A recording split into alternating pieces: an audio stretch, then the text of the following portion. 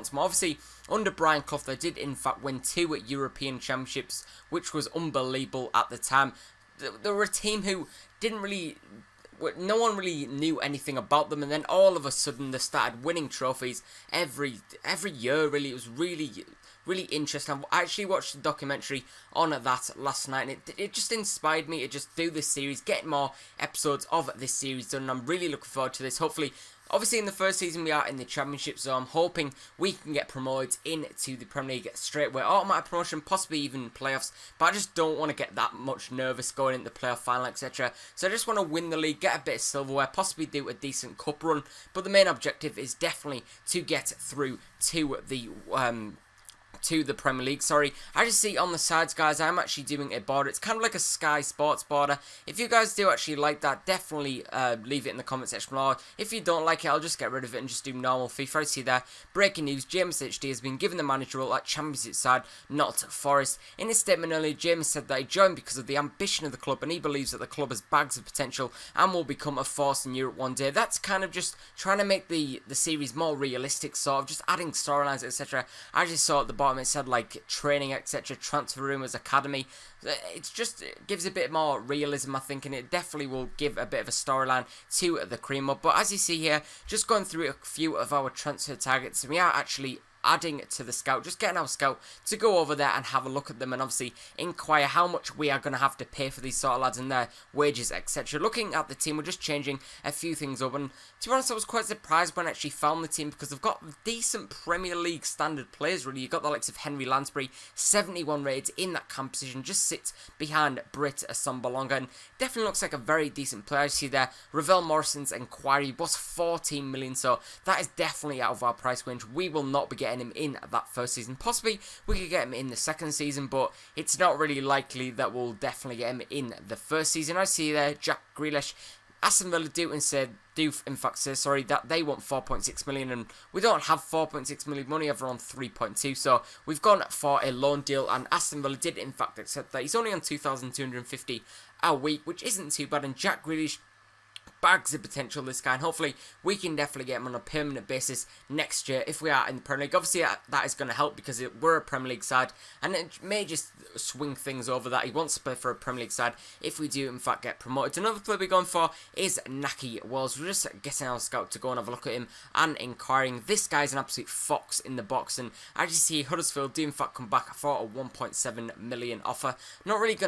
I'm not really willing to obviously spend that much on Naki Wells. The next player is in fact Dele Alli. This guy is definitely my main man for this cream mod. He's an absolute tank in real life, and we do put a 500k offer in. He is actually only 55 rated at the start, but his potential's decent. I haven't actually looked at potentials because I think if you look at potentials, you kind of ruin it. You kind of ruin the magic of cream mode. But I have heard stories and I've seen on obviously last year's cream mode, he definitely does do well and gets up to the higher ratings. So hopefully, if we do in fact inquire him and get him into the side, hopefully he will definitely do that. Put an offer in for Naki Wells from Huddersfield, though it was in fact Dexter Blackstock and 500,000, and Huddersfield actually surprisingly did in fact accept. I'm not really going to be using Blackstock at all, so I thought definitely put him in this deal. He does want 5k and he wants a 3-year deal, and obviously he's going to be a crucial first team player. Him and Britt Assombalonga up front will be an absolute tank partnership. MK Dons do in fact accept the offer from us to Dele Alli,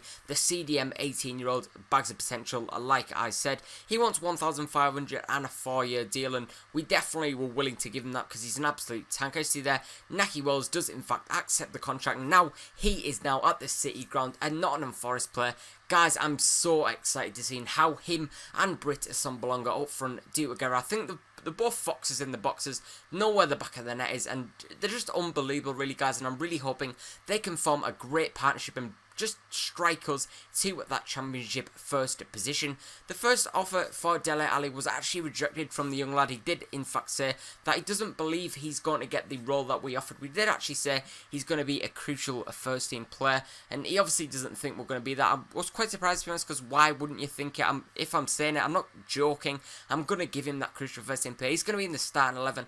I want this guy to play as much as he can because I want him to grow as fast as he in fact can. I see there Josh Rees does in fact come up with us, and just as a request that he wants to play, and possibly will be playing it in the next few weeks. But going to the first preseason friendly is against these guys. I'm not too sure, I didn't actually catch the name there. I do believe they're Ecuadorian or Colombian or something like that, and they do in fact take a lead in the 3rd minute. Quinones does in fact get a goal for them, but Lehigh, the left back slash right back who actually signed for Aston Villa, did in fact get the goal back, but it's now 2-2. Assemblonga put us up 2-1, but then Capet did in fact get the equaliser for this team to make it 2-2.